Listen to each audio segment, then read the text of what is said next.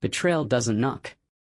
It seeps in through the cracks, subtle and silent, until one day you realize the house you built isn't yours anymore. Emily and I had been married for 9 years. We met in college, and our bond seemed unbreakable, at least, that's what I thought.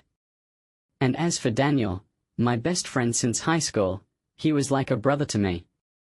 If trust was a currency, I was bankrupt before I even realized it. It started with a feeling.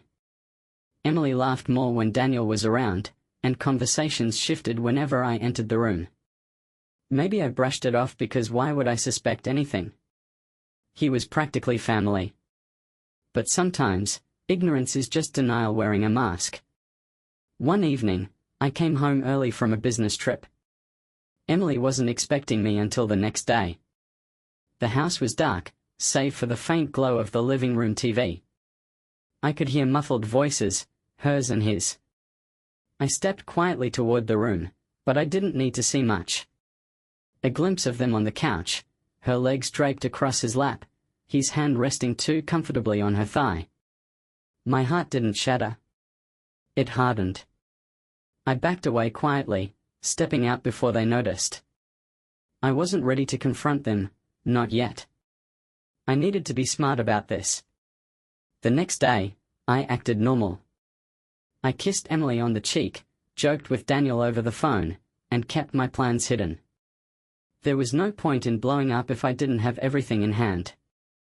I needed proof, something undeniable, something neither of them could twist or deny. So, I started watching.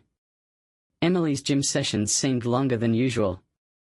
Daniel's work dinners increased, but his wife, Sarah, often complained that he barely invited her anymore. One evening, as Emily showered, I scrolled through her phone.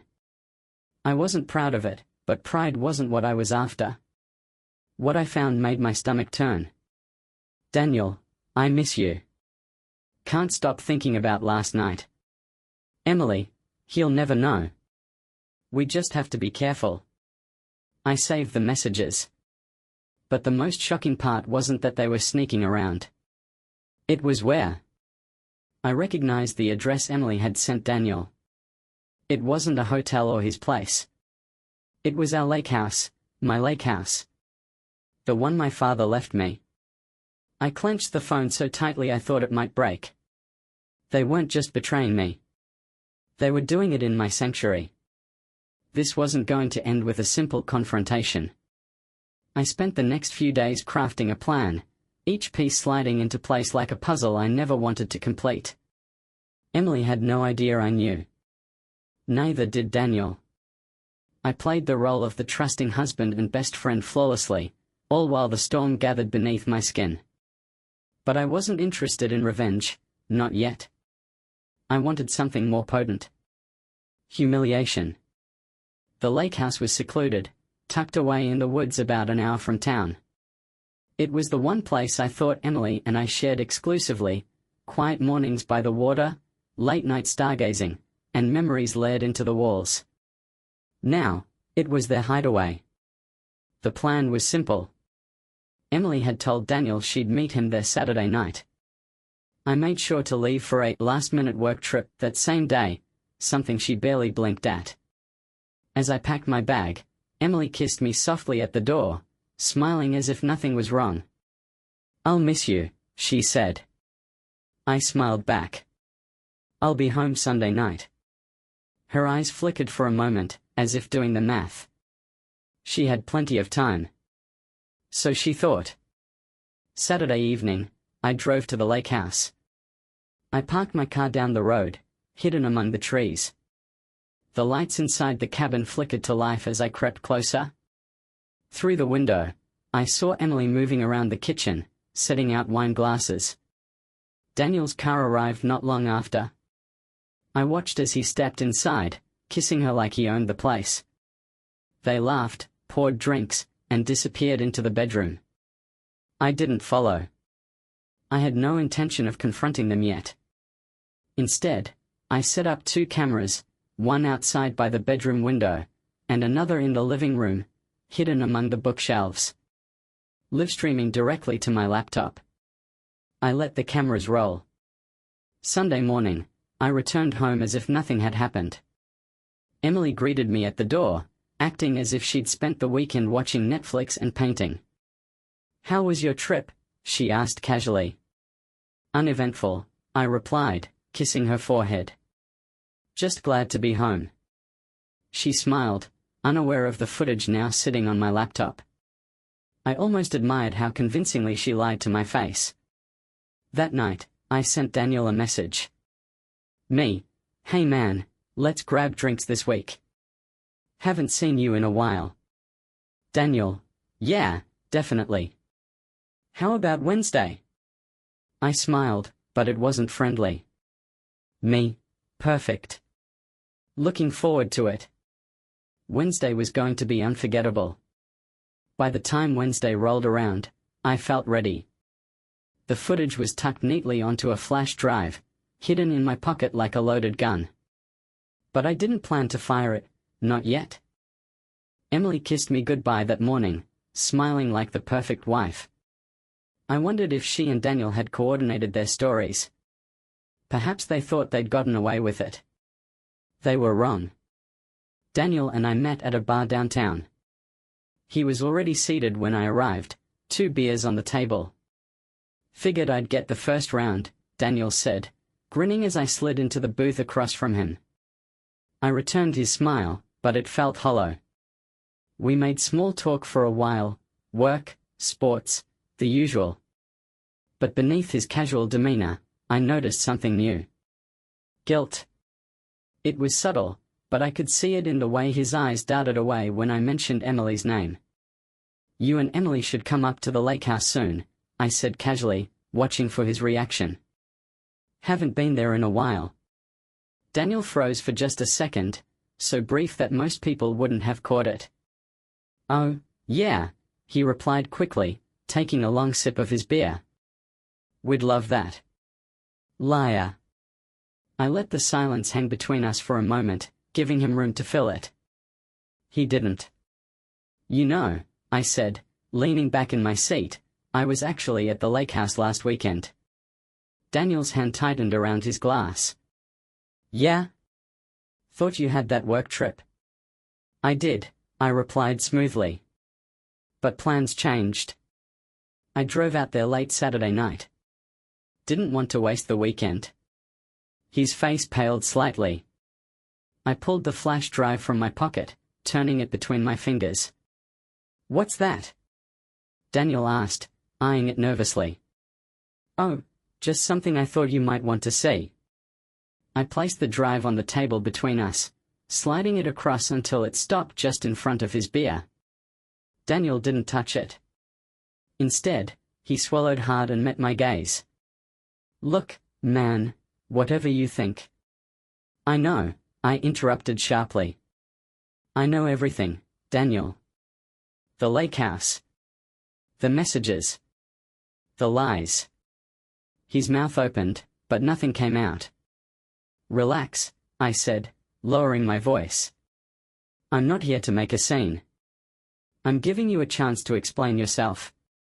Daniel stared at the flash drive like it was burning a hole through the table. Finally, he exhaled. "I didn't mean for it to happen," he muttered, his voice barely audible. "It just did." I let him sit in his regret for a moment before replying. "You betrayed me in my own home, Daniel. In my lake house." He flinched at the words. "I thought we were friends," I continued. "I trusted you. I swear, I never wanted to hurt you," he insisted, but his words felt empty. I leaned forward, lowering my voice to a near whisper. "If you think this ends here, you're mistaken. This is just the beginning." Daniel's eyes widened. I grabbed the flash drive and slipped it back into my pocket. "This stays between us for now," I said calmly. "But if you ever step foot near Emily again, I will burn everything down, your career, your marriage, and your reputation." Daniel nodded stiffly, his face pale and damp with sweat. I left him sitting there, beer untouched, his hands trembling under the weight of what he'd just lost. By the time I returned home that night, I half expected Emily to be waiting, nervous, suspicious, or maybe even remorseful. But the house was quiet. She sat in the living room, curled up with a book, a glass of wine resting by her side. If guilt had crept into her mind, she hid it well. "Hey," she said, flashing me a warm smile. "How was your night with Daniel?" I lingered by the doorway, watching her closely. "Good," I replied, keeping my tone neutral. "We talked about the lake house. Thought maybe we could head up there next weekend." Emily's fingers twitched slightly against the book cover. "Oh," she said softly, brushing her hair behind her ear. "That could be nice." She didn't look up. I walked over, sitting across from her on the couch. The flash drive was still in my pocket, but I resisted the urge to pull it out. "Daniel seemed off," I added, watching her reaction. Emily's smile faltered, but she recovered quickly. "Really? I didn't notice anything last time we saw him." I leaned forward, resting my elbows on my knees. "Maybe you didn't," I replied. "But I did." Her eyes met mine for the briefest second, and I saw it, the flicker of fear. She knew. I could feel the weight of unspoken words hanging between us, pressing down like a thundercloud ready to burst. But Emily didn't say anything. Instead, she reached for her wine glass, taking a slow sip. "What's going on?" she asked, finally breaking the silence. "You've been acting strange lately." I almost laughed at the audacity of it. "I've been acting strange?" I echoed. Emily shrugged lightly, as if the thought hadn't crossed her mind until now. "Yeah. You've been distracted." I stared at her, wondering how long she could keep up the facade. Finally, I spoke. "I know about you and Daniel." The words landed softly, but their impact was seismic. Emily's hand froze midway to the wine glass. Her eyes widened just enough for me to notice before she composed herself. "What are you talking about?" she asked, her voice carefully measured. I pulled the flash drive from my pocket and placed it on the coffee table between us. Her gaze flicked to it immediately. "Take a wild guess," I said quietly. Emily's lips parted as if to protest, but no words came out. For a long moment, she simply stared at the drive. "You've been following me?" she finally asked, her voice colder now. "I didn't need to," I replied. "You were careless." "The lake house, Emily?" "Really?" Her expression hardened. "I can explain," she began. "I'm sure you can," I cut her off. "But I don't think I care to hear it." Emily's breath caught in her throat. "I trusted you," I said, my voice lowering. "And you threw it away for him." She looked down at her lap, twisting her wedding ring nervously around her finger. "I didn't mean for it to happen," she whispered. I clenched my fists. "Funny. That's exactly what Daniel said." Emily's head snapped up at that. "You confronted him?" "Oh, we had a nice chat over drinks," I replied with a bitter smile. "He knows the score." I made sure of that. She paled slightly, realizing the full extent of what had just unfolded. "Does Sarah know?" she asked hesitantly. "Not yet," I replied. "But that depends on how we handle this." Her eyes narrowed slightly. "You're blackmailing me?" I leaned back, arms crossed. "Blackmail is such a harsh word," I said. "I'm giving you options. You walk away from Daniel, forever, or I burn everything down." Emily stared at me, searching my face for weakness. But she wouldn't find any. After a long pause, she finally nodded. "Fine," she whispered. "It's over. I'll end it." I stood up, grabbing the flash drive as I walked to the door. "It already is," I said over my shoulder. But something about her reaction lingered with me. She wasn't angry. She wasn't devastated. She was relieved. In the days that followed, Emily seemed lighter. There were no late nights at the office, no hushed phone calls. If anything, she slipped effortlessly back into the role of the loving wife, like nothing had happened. It felt too easy. I had expected tension, apologies, maybe even anger. But Emily carried on as if the confrontation had lifted a weight from her shoulders. That's when I knew. She wasn't done hiding things. She was just better at it now. The first sign came through Daniel's wife, Sarah. 3 days after my meeting with Daniel, she called me unexpectedly. "Hey," she began, her voice tight. "Is everything okay with you and Emily?" I froze, phone pressed to my ear. "Yeah." "Why do you ask?" Sarah hesitated.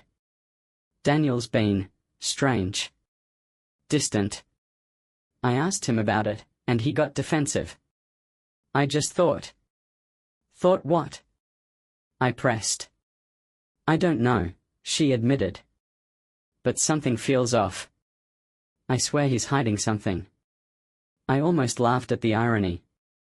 "Sarah, can I ask you something?" I said carefully. "Of course."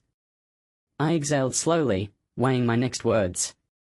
"When's the last time Daniel took you to the lake house?" There was a long pause. "Lake house," she repeated, confusion evident. "We've never been there." My grip tightened on the phone. "Never?" "I thought you two went up there sometimes," I lied smoothly. "No," Sarah said, almost laughing.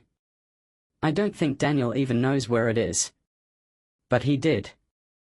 I ended the call quickly, stomach twisting into knots. If Daniel had never taken Sarah there, it meant Emily was the one inviting him. That night, I waited until Emily was asleep and checked her phone. She had been careful, deleting texts regularly. But no one hides everything. In her deleted messages, I found the tail end of a conversation she must have missed. "Daniel, I think he knows more than he's letting on. Emily, let me handle him.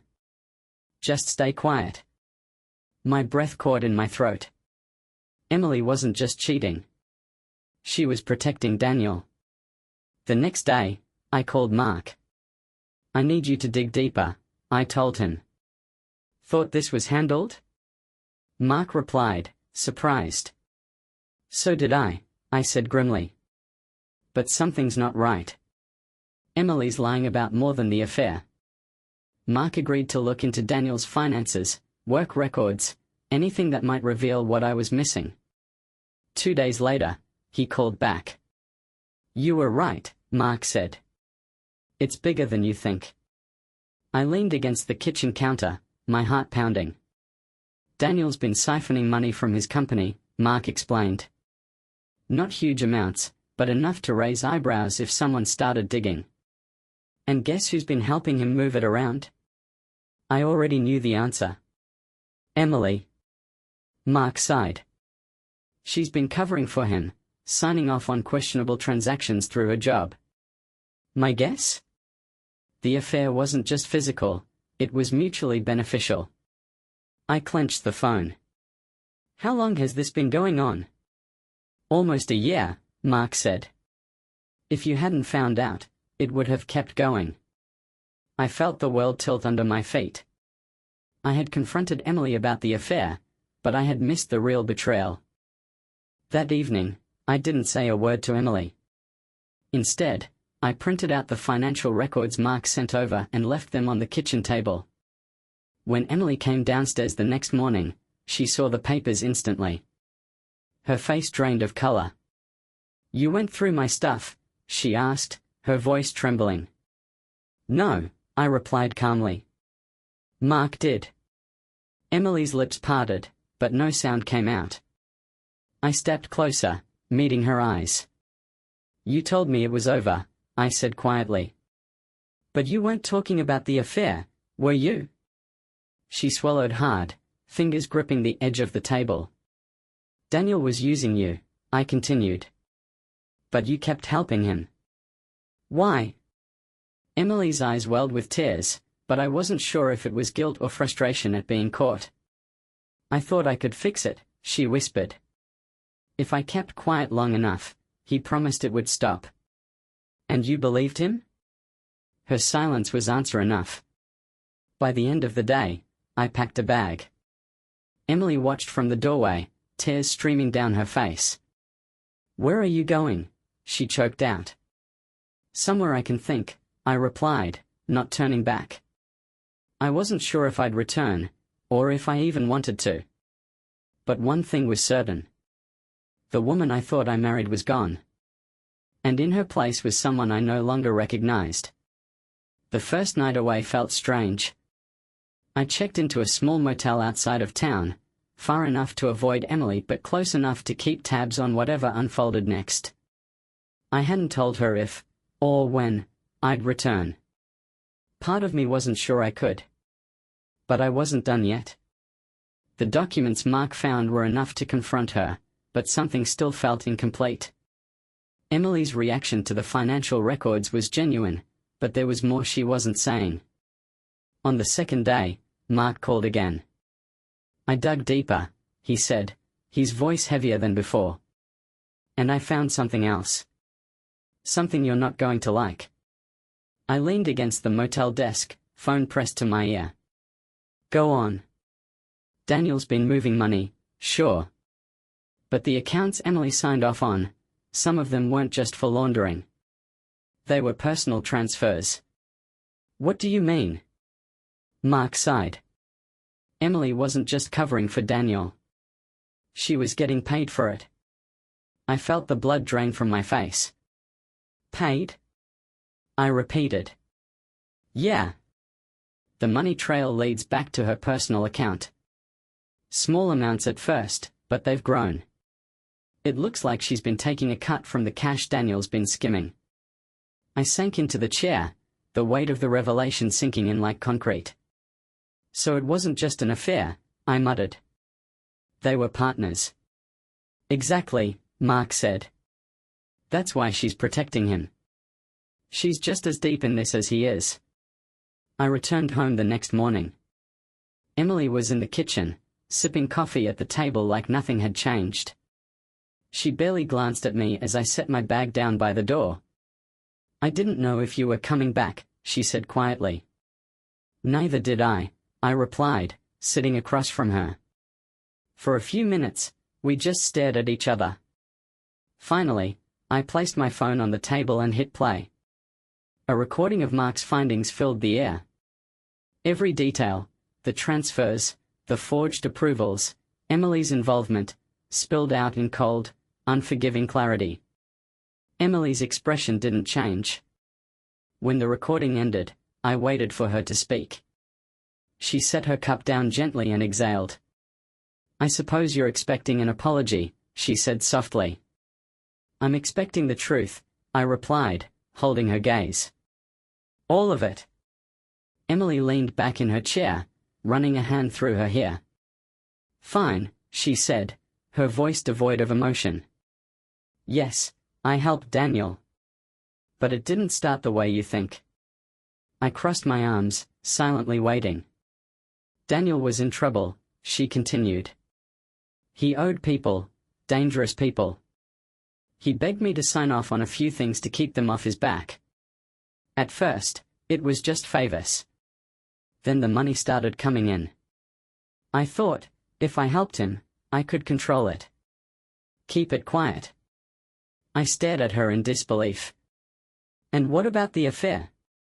Was that part of the favor too? Emily's eyes finally flicked to mine. No, she said firmly. That part was a mistake. I laughed bitterly. A mistake that happened how many times? Her silence told me everything I needed to know. I thought I had reached my breaking point. But Emily wasn't finished. She stood up, moving to the counter. From one of the drawers, she pulled out a second phone, the kind no one carries unless they're hiding something. She slid it across the table toward me. What's this? I asked, narrowing my eyes. Emily met my gaze with something I hadn't seen before, resignation. "It's Daniel's," she replied. "He left it at the lake house the last time we were there. I kept it, in case I needed leverage." I powered it on, heart pounding as messages flooded the screen. Daniel wasn't just moving money. He was blackmailing clients, stealing company data, and threatening employees. And Emily, whether she admitted it or not, had been helping him keep it quiet. I had two choices. Turn the phone over to the police, exposing Emily and Daniel's crimes. Or bury it, protect her, and walk away from this as if it never happened. I stared at the phone for a long time, weighing the cost of each option. Finally, I pocketed it. Emily watched in silence, her lips pressed into a thin line. "What now?" she asked softly. I stood, grabbing my bag from the floor. "Now," I said, "you tell Daniel that if he ever contacts you again, I'll hand this phone to the police." Emily nodded slowly, understanding the unspoken threat. "And us?" she asked, barely able to meet my eyes. I lingered at the door, gripping the handle tightly. "I don't know," I admitted. "But this isn't over." As I stepped outside, I realized the truth. I wasn't sure if I could ever trust her again. But one thing was certain: Daniel's shadow would haunt us both, long after this chapter closed. I didn't hear from Daniel for nearly 2 weeks. Emily kept her distance from him, but I could tell the silence unnerved her. Every time her phone buzzed, her shoulders tensed, eyes flicking toward the screen. She thought Daniel would retaliate, so did I. The phone I took from her sat in my desk drawer, untouched. Holding onto it felt like keeping a grenade with the pin half pulled. I waited for the inevitable explosion. It came on a Sunday evening. Emily and I were having dinner in silence, the weight of everything still hanging between us. I was about to clear the dishes when her phone rang. She froze, staring at the screen. "Who is it?" I asked. Her knuckles whitened around the fork. "It's Daniel." I stood, wiping my hands on a towel. "Answer it." "Put him on speaker." She hesitated but eventually tapped the screen. "Emily," Daniel's voice oozed through the speaker, calm but layered with something darker. "I told you not to call me," Emily said stiffly. "I thought we could have a friendly chat," Daniel replied. "But since I'm on speaker, I guess that's not happening." My jaw tightened. "What do you want, Daniel?" There was a long pause. I could almost hear the smirk in his voice when he finally spoke. "Relax. I'm not calling to threaten either of you," he said. "I just wanted to let you know I'm leaving town." "He was going to let you take the fall," I said quietly. Tears welled in her eyes. "I didn't know. I swear." I believed her. But belief didn't erase the damage. Mark agreed to anonymously send the records to Daniel's company, framing him for the fraud before the trail could lead back to Emily. It wasn't justice. But it was enough to keep us out of the flames. Daniel never resurfaced. His accounts were frozen, his house abandoned. He vanished as if he had never existed. But even as the dust settled, the weight between Emily and me lingered. I had protected her. Yet, part of me still wondered if she had deserved it. In the weeks following Daniel's disappearance, the house felt different. Quieter. Emily and I moved carefully around each other, like strangers trying to coexist in the same space. There were no more accusations, no late-night confrontations. Just silence. I thought that would be a relief. But silence can be suffocating. One evening, I came home to find Emily sitting by the fireplace, flipping through an old photo album. She barely noticed me as I approached. I glanced over her shoulder. The photo she lingered on was from our wedding day, Emily in her white dress, smiling up at me with the kind of love I wasn't sure existed anymore. I waited for her to speak. "I found this while cleaning out the closet," she said softly, eyes still locked on the photo. I sat beside her, unsure of what to say. After a long pause, she turned to me. "Do you ever think we can get back to this?" I didn't answer right away. I wanted to tell her yes. I wanted to believe that love, real love, could survive betrayal. But I wasn't sure. "It's not that simple," I said quietly, taking the album from her hands and closing it. Emily's shoulders slumped. "I know." That night, I couldn't sleep. I lay awake, staring at the ceiling, replaying the last few months over and over in my head. I remembered the first time I saw Emily with Daniel at the lake house, the messages I found, and the lies that unraveled everything we built. But I also remembered the way Emily looked at me after I confronted her, not with anger or defiance, but regret. And maybe that's why I was still here. Because beneath all the damage, part of me still believed she was sorry. The next morning, I made coffee and found Emily sitting outside on the porch. I joined her, handing her a cup as we watched the sun rise over the lake. "I was thinking," I began carefully, "maybe we could take some time away. Just the two of us." Emily blinked, surprised. You want that?" I nodded, though I wasn't entirely sure why. "I don't know what happens next," I admitted. "But if we don't try, there's nothing left to salvage." Her eyes softened, and she reached over, intertwining her fingers with mine. "I'd like that," she whispered. For the first time in months, I felt the smallest flicker of hope. A week later, we left town. The lake house, once a symbol of betrayal, became our reset button. We didn't talk much about Daniel. We didn't need to. His ghost still lingered, but it no longer controlled us. I didn't know if our marriage would ever return to what it once was. But maybe it didn't have to. Maybe rebuilding was enough. And as Emily leaned her head on my shoulder by the fire that night, I realized something simple but profound. Sometimes survival isn't about forgetting the cracks. It's about learning to live with them.